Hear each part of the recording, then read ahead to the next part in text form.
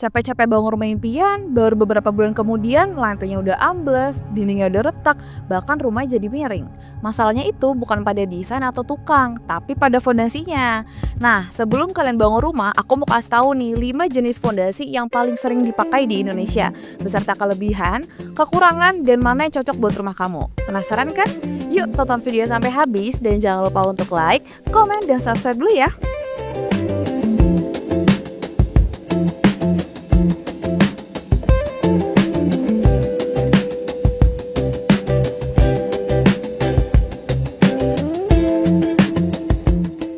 Hai Sobat Hijau, kembali lagi di channel YouTube Arsitek Hijau, mitra terpercaya kalian untuk pembangunan rumah maupun renovasi. Video ini penting banget dan jangan sampai kalian lewatin, karena buat kalian yang lagi merencanakan untuk bangun rumah ataupun renovasi besar-besaran harus nonton sampai habis supaya kalian gak salah pilih fondasi. Yang pertama, fondasi batu kali. Ini adalah jenis fondasi dangkal yang menggunakan batu kali alam sebagai material utamanya. Umumnya, jenis fondasi ini yang paling sering digunakan untuk rumah satu lantai karena harganya yang terjangkau, kuat untuk bangunan ringan, dan juga mudah dikerjakan.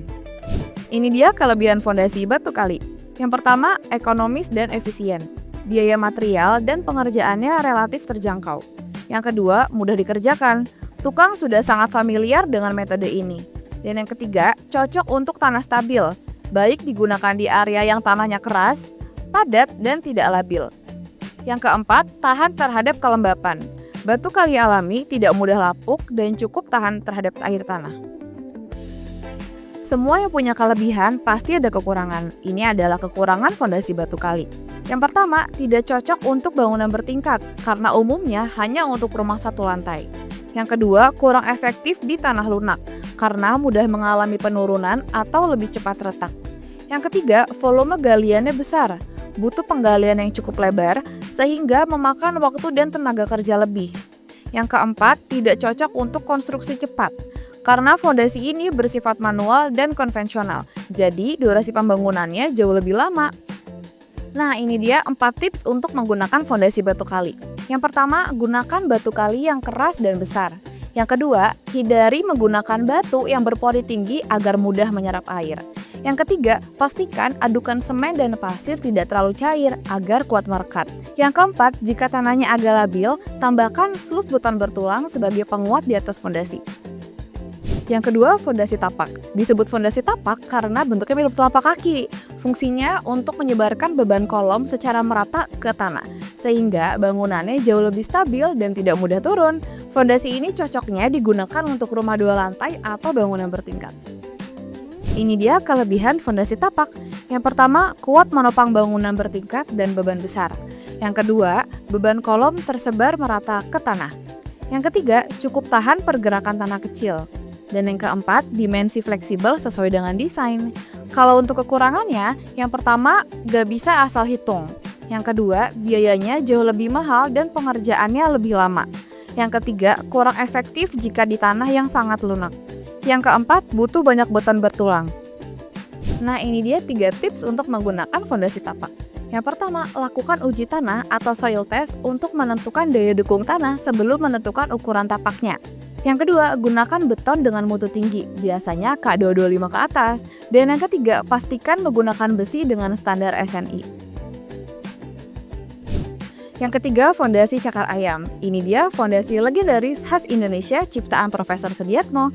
Istilah cakar ayam ini berasal dari bentuknya yang khas menyerupai telapak besar dengan pipa-pipa beton yang menjulur seperti cakar ke dalam tanah.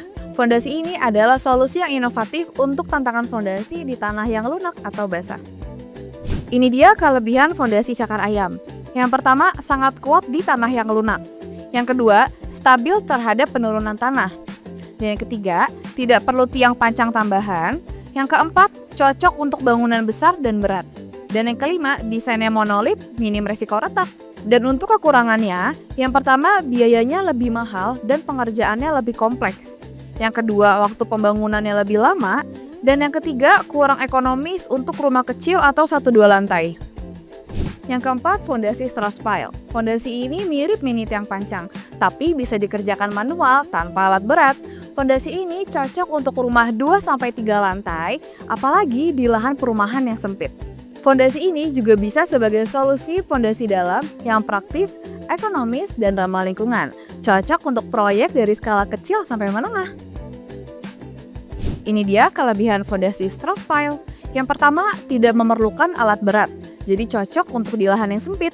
Yang kedua, minim getaran dan kebisingan, jadi aman untuk sekitar. Yang ketiga, lebih murah daripada board pile mesin. Yang keempat, kedalamannya bisa disesuaikan. Yang kelima, ramah lingkungan dan limbahnya minim. Dan untuk kekurangannya, yang pertama, kedalaman dan diameternya terbatas, kurang lebih 10-15 meter atau 20-40 cm. Yang kedua, tidak cocok untuk bangunan yang tinggi atau berat. Yang ketiga, pengerjaannya lebih lama karena dilakukan secara manual. Dan yang keempat, kualitas pengecorannya tergantung dengan skill tukang. Yang kelima, fondasi tiang pancang. Fondasi ini adalah jenis fondasi dalam yang menggunakan tiang panjang dari beton, baja, atau kayu yang ditanam ke dalam tanah. Fondasi ini adalah pilihan terbaik kalau kalian ingin membangun rumah di atas tanah lunak, atau kalau kalian ingin mendirikan struktur yang besar dan berat. Karena fondasi ini adalah yang paling favorit digunakan kalau kalian ingin membangun gedung besar atau rumah mewah. Walaupun biaya dan peralatannya khusus, tapi fondasi ini kekuatan dan keamanannya sangat tinggi. Berikut adalah kelebihan fondasi tiang pancang. Yang pertama, kuat menopang beban besar, seperti gedung, jembatan, tower, dan sebagainya. Yang kedua, cocok di tanah lunak karena bisa tembus ke lapisan keras. Yang ketiga, tahan lama jika terpasang dengan benar. Yang keempat, minim galian. Dan yang kelima, kualitasnya terjamin.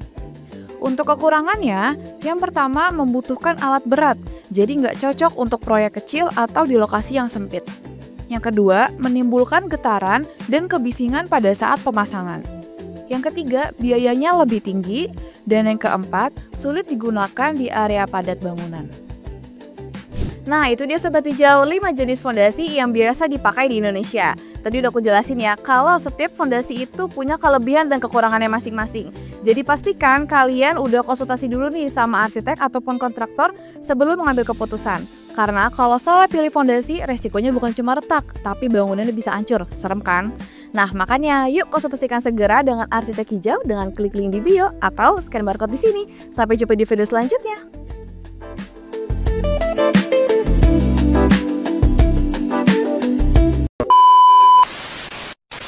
Fondasi ini cocoknya digunakan untuk rumah 2 tingkat rumah 2 lantai.